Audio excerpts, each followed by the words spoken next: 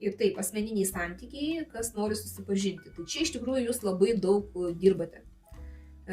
Ir dedat labai daug pastangų, kad susipažintumėt, bet tuo pačiu jūs ir užsivertė kitais reikalais. Ir todėl jums atrodo, kad net neturit kada pažindintis. Nes per daug veiklos kitos. Ar dirbat galbūt per daug, ar dar kažko tai užsiėmė savo kažkokią tai veiklą, kur nėra laiko pažintims. Tai kaip ir pažinties kol kas dar nenusimato. Tiems, kas porose, tai lazdų karalienė krenta, čia labai didelė tikimybė, kad entuziazmą į savo rankas ima moteris santykiuose ir čia toksai ėjimas, lėkimas, važiavimas, darimas kažką tai kartu, ne? Ir labai priklauso daug nuo moters idėjų, nuo jos noro kažką tai veikti kartu.